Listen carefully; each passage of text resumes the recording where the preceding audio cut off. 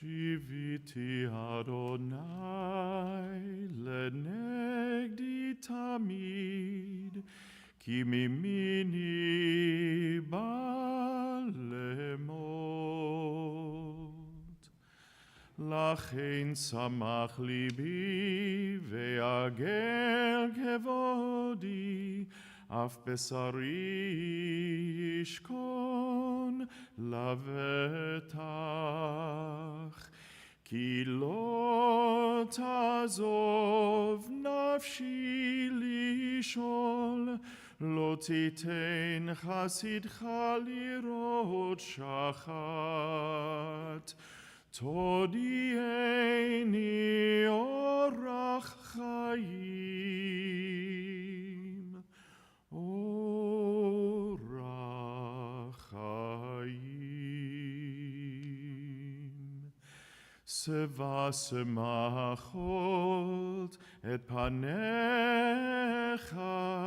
נעימות בימינך הנצח.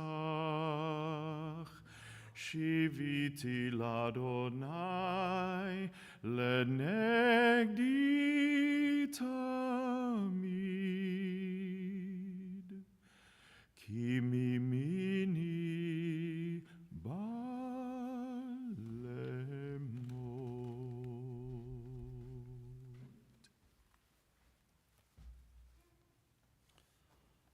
Kohelet wrote that the eye never has its fill of seeing. Young or old, those who depart this life never see enough of the world, never complete their task, never cherish their loved ones enough before they are called home. How they yearn for yet another respite from the final summons, and how we yearn to have them close to us for yet another challenge in our lives, yet another joy, yet another precious moment together. God, be now with those whose hearts are broken because whenever parting comes, it comes too soon. Console them at this moment. Be near to them when light seems distant. Sustain them, O God, until the time of healing. We remember Stephen Aymes and join our hearts together to give comfort and strength to his family. Mourning is a time filled with many emotions and memories, both bitter and sweet. We began our service with the recitation of Psalms by Cantor Stanton, and we continue with another psalm from our tradition, thus linking Stephen's life with the millennial tradition of the people of Israel and the eternity of God. Psalm 23. Mizmor LeDavid, Adonai Roi lo eksar. Adonai is my shepherd, I shall not want. God makes me lie down in green pastures, leads me beside still waters, and restores my soul. You lead me in right paths for the sake of your name. Even when I walk in the valley of the shadow of death, I shall fear no evil, for you are with me. Your rod and your staff, they comfort me. You have set a table before me in the presence of my enemies. You have anointed my head with oil, my cup overflows. Surely goodness and mercy shall follow me all the days of my life. I shall dwell in the house of God forever. We continue now.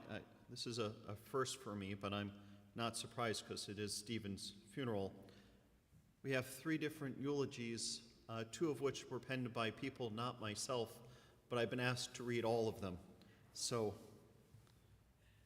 this first one is entitled Life with Stephen Aymes by Dennis Carter, one of his friends from Notre Dame, or Notre Dame, depending on how you want to pronounce it. Suddenly I was channeling France. And he speaks of his very interesting 50-year friendship with Stephen and the road that it's been down. He writes the following, just remember for the purposes of this eulogy, I did not write it. I'm just the deliverer. Steve and I first met at the University of Notre Dame, a Jew and a Protestant at a Catholic men's-only college. Sounds like a bad joke already. I knew Steve casually by name because we were in a couple of classes together, but I was unaware of his Jewish heritage. We were in the hall between classes, and I stopped at a vending machine to buy a snack. I put my money into the machine and selected something to eat, but the machine stuck halfway through its dispensing cycle. I yelled, "I've been Jewed!" Not to be disrespectful to anyone, but this came from a Midwestern, white, Anglo-Saxon sheltered 19-year-old idiot. His words, not mine. Steve, in his ever so calm and eloquent typical behavior, slammed me into the wall with his fingers wrapped around my throat. Then he calmly asked, "What did you just say?" And that is how our 50-year friendship began. And we have been best friends ever since, despite the beginning circumstances. Much later in our college career, Steve asked me to come home with him over a fall break for a week. This was not going to be a fun break. It was going to be a working break, where I worked for him. Strange as that might sound, we still had a blast getting up at 5 a.m., dressing and starting the hour-and-a-half drive from Long Island to the factory, working for 11 to 12 hours a day, and then driving back to his home on Long Island. There we ate a great meal, and an hour or two later, we were in bed asleep in order to start it all over the next morning. Sometime Tuesday or Wednesday of that week, we decided to head back to school a day early because his parents left town. So we headed out Friday morning. Steve and I are both fast drivers, but evidently we both were not watching the gas gauge very closely. About halfway across Pennsylvania on I-80, Steve woke me up from a nap while he was driving to inform me that he was running out of gas. Now, I'm a little drowsy from my nap, so I ask, do I need to get out and push? So Steve replies, only if you can run at 45 miles per hour. I think all of us can imagine Steve saying something like that. So we keep coasting and we make it all the way to an exit. Luckily, the exit was downhill all the way. We coasted within 100 yards of a gasoline station. Steve jumps out of the car and gets a gas can from the station and comes back to the car. He gets enough fuel in the car that it starts, and we drive into the station to fill it up the rest of the way. But the journey does not end there. Later that same day, I'm driving and nearing to our exit in Elkhart, Indiana. I notice we're getting low on fuel, so I make a mental note to buy gas as soon as we exit I-80 before we run out. Unfortunately, I forget and keep driving. Then the gas pedal starts acting soft and I can't accelerate very well. I look at the gas gauge on empty and bells start ringing in my head. Since we are quickly slowing down, I look for a driveway or a side road to pull down to get off the main road. I pull into a driveway and come to a stop. A man comes out of the house and asks what we are doing. I said we were out of gas, and he offered a gallon of gasoline to us. And then we're off to finish the rest of our trip back. 2 out-of-gas situations in one day, and we are not slowed down for more than 5 minutes for each, only by the grace of God. Steve and I always stayed in touch as best we could. Steve, crazy busy hours, most of the time logging 60 to 80 hours per week. It was a few years after graduation that Steve called to say that he had met someone and he was getting married. He told me the date of the wedding as July 2nd, 1978. He asked me to be his best man. Quite a privilege for a little Midwestern boy.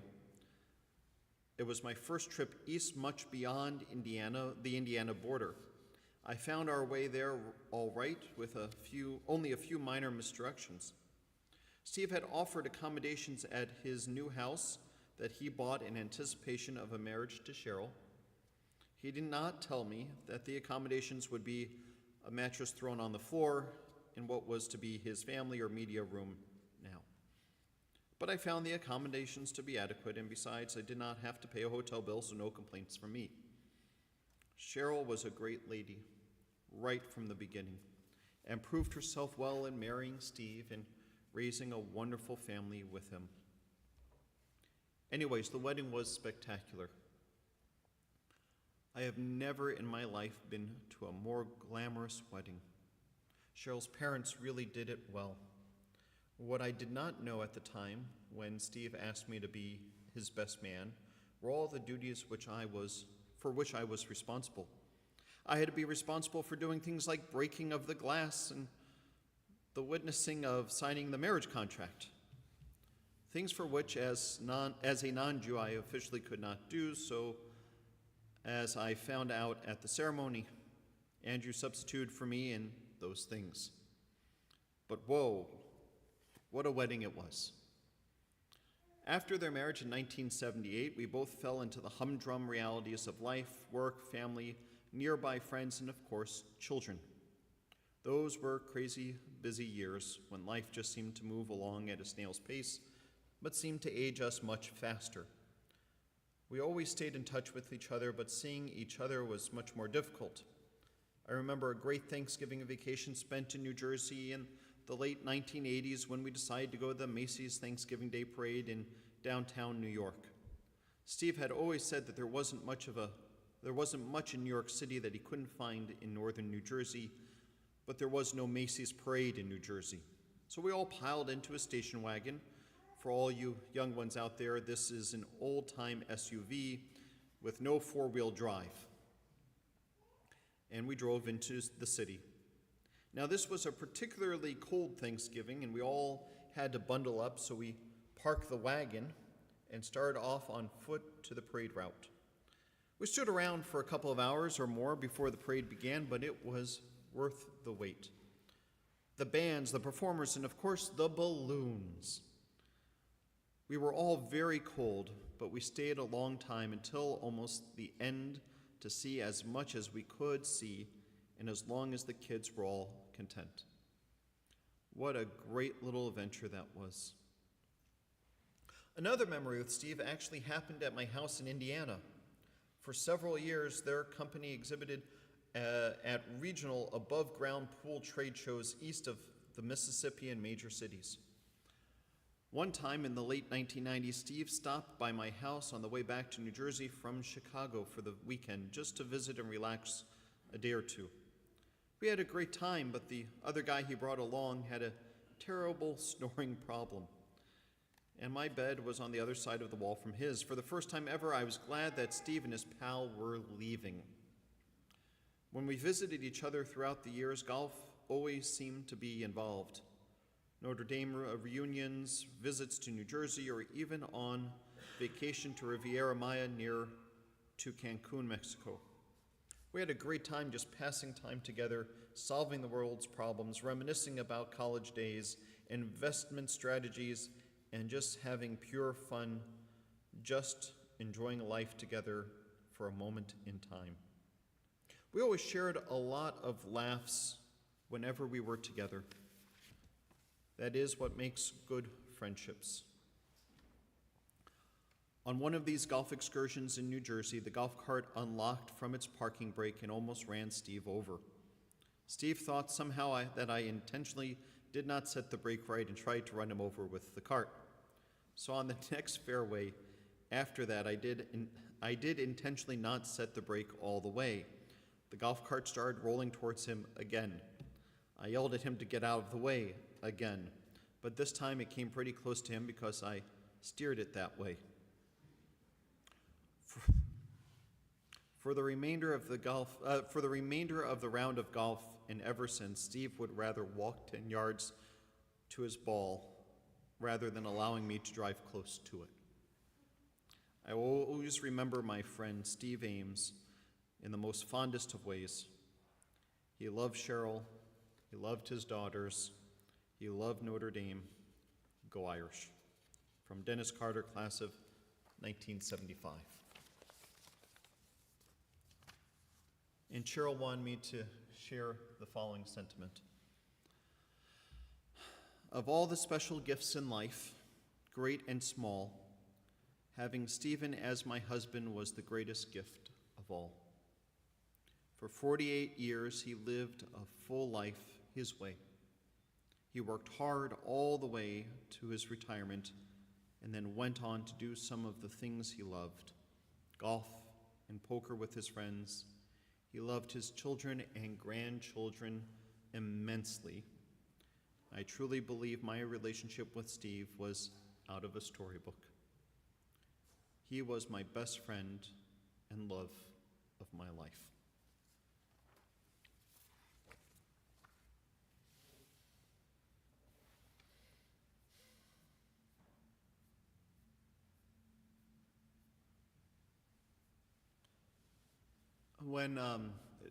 This is me speaking for myself now, just putting that out there. When I sat with Cheryl and the family a couple of days ago and asked them about Steve, I didn't hear a list of accomplishments at first. I heard about a feeling. Cheryl said being with him felt like being home. And that may be the most important thing you can say about a life.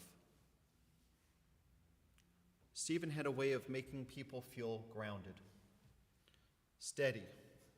Like whatever chaos was happening outside, there was a place you could land, a place where you were safe, a place where you were known, even if he might have been the cause of some of that chaos. Nearly 49 years ago, at a Jewish singles dance, Stephen noticed Cheryl. But instead of running in, he waited. He watched. He let everyone else have their turn. And then, and only then, he stepped in and swept her off her feet. After the dance, they walked, they talked, and Stephen, being Stephen, didn't hedge. He didn't play games. He told her plainly that he didn't want to wait 2 more weeks to see her again, and they had to figure something out now. That clarity, that decisiveness, that quiet confidence, those were Stephen's traits. Then 2 months later, they were engaged. A year later, they were married, and from that moment on, they built a life that wasn't always easy, but was always real. The early years were hard. Money was tight, and the house was new and mostly empty, as you heard from Dennis's little speech. Full room was there, no furniture inside but a mattress. I know, Oliver, but you've got a mattress, don't worry. Stephen would sometimes bring work home.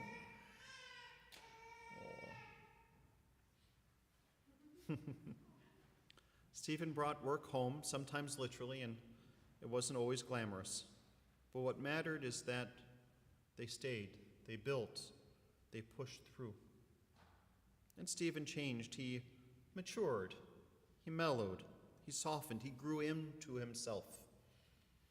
Our tradition teaches in Pirkei Avot, who is truly strong? The one who learns to master themselves. Stephen's strength wasn't loud. It wasn't flashy. It wasn't the strength of growth. It was the strength of growth, of learning when to push and when to soften, becoming calmer, steadier, more present over time.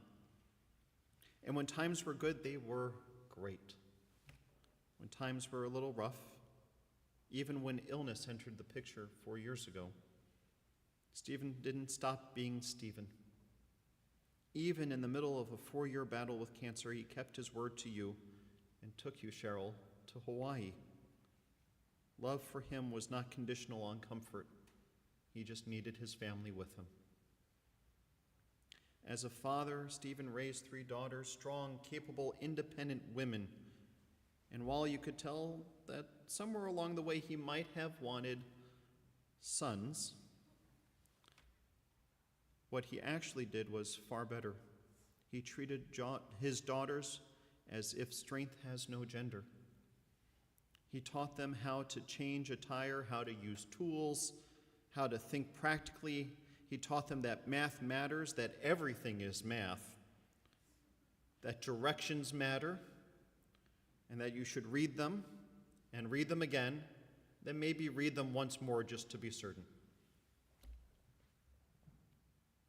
And it could be clinical, direct, pragmatic, But as his daughters grew older, something shifted. The teaching became conversation. The instruction became debate. And what emerged was deep mutual respect, adult to adult. He didn't just raise his daughters, he admired them. As a father-in-law, Stephen was open, kind, and welcoming. There was no hierarchy to earn your way into, just a sense that if you loved his family, you belonged. And then there were his grandchildren, Jake and Zoe and Oliver, who's in the other room right now. Stephen lived for them. He delighted in them. He spoiled them. I saw that smile. He was deeply, profoundly grateful that he lived long enough to meet Oliver, and he did not take that gift for granted. Stephen loved poker and the stock market, golf and travel. He loved going out to dinner, especially on dates with Cheryl. He loved sitting with friends and talking, debating, laughing. He loved quiet, quality time, and he loved being present. And in the end, even as he knew what was coming, Stephen continued to show us who he was. He left notes. He left notes for his family, for his daughters, for his wife, and a final love note for Cheryl, remembering the first time they met, and proclaimed in the letter, "I loved you with all my heart. You'll never find anyone who loved you as much as I do."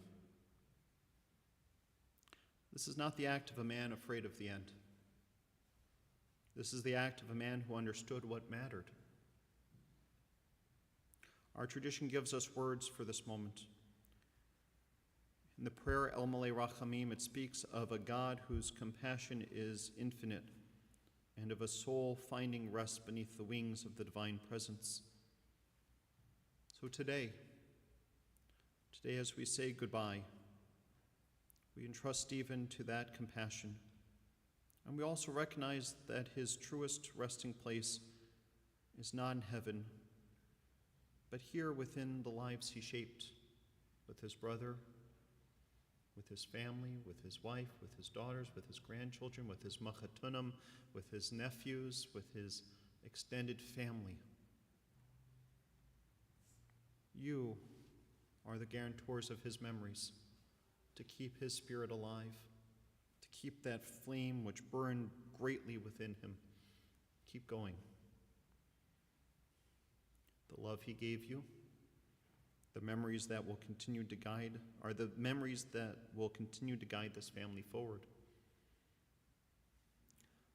A few days ago, Cheryl, you said to me that if life is like writing a book, Stephen had a lot of character development in his. And he did.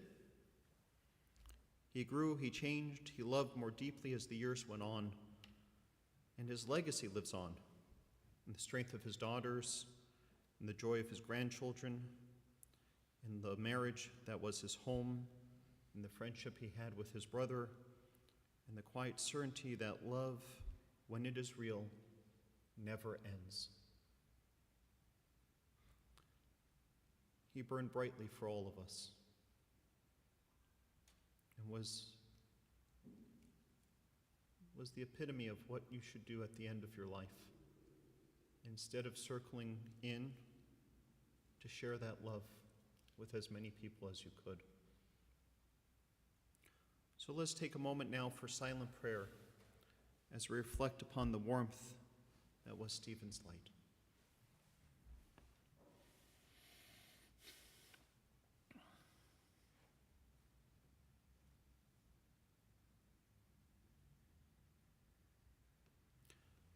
May the words of our mouths and the meditations of our hearts be acceptable to you, Adonai, our rock and our Redeemer. We rise now for El Malei Rachamim.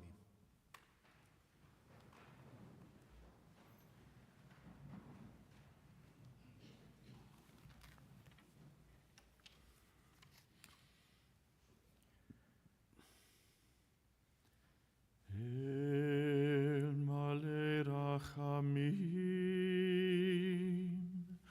שוכן במרומים, המצא מנוחה נכונה תחת כנפי השכינה,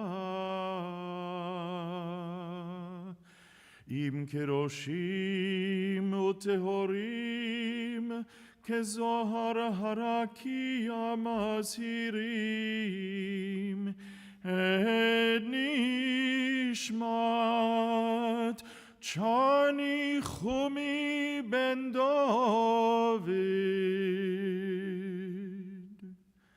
שהלך לעולמו.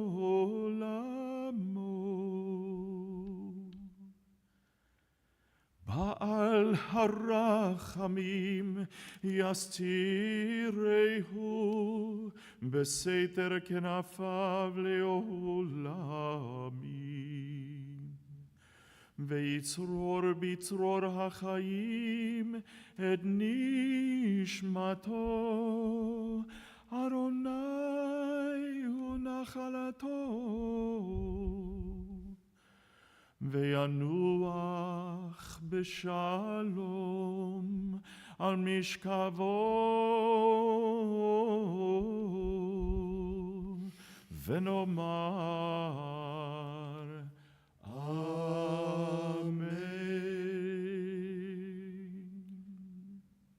God of abundant mercy, God most high, may the soul of our loved one, Stephen Aymes, who has gone into eternity, find the gift of perfect peace in your embrace, together with the holy and pure, whose light shines like the radiance of heaven. Compassionate God, hold him close to you forever, so that his soul may be bound up in the bond of life eternal. May he find a home with you, and may he rest in peace, as together we say, Amen. May the love and eternal connection of our souls give us strength as we turn to recite the words hallowed by time. Sanctifying the name of God, we honor the memory of Stephen Aymes with the words of Kaddish Yatom, the mourner's Kaddish. As together we say, Yitkadal v'yikadash shemei rabbah, v'alma divrach hirutei, v'amlich malchutei, b'chai echon of yom echon of chai dekol beit Yisrael, ba'galav v'zman kariv v'imru, amen. Yehe shmei rabba mevorach le'olam olamei almaya, yitbarach v'yishtabach v'yitpa'ar v'yitromam v'yitnaseh, v'yitadar v'yitaleh v'yitalal shmei dekudesha b'richu, le'ela minko b'richata v'shirata, tush b'chata v'nechamata, damiran v'yalma v'yimru, amen. Yehe shalom rabba min shemaya, v'chaim aleinu ve'al kol Yisrael, v'imru, amen. Oseh shalom b'mromav, hu ya'aseh shalom, aleinu ve'al kol Yisrael, v'imru, amen. May the one who creates harmony and high bring peace to us, to all Israel, to which we say, amen. We say to you as we can close our service this morning, Hamakom yenechem etchem b'tok sha'ar avleit Zion v'Yerushalayim. May God console you with all who mourn in Zion and Jerusalem as you now go forth in peace to life. Amen.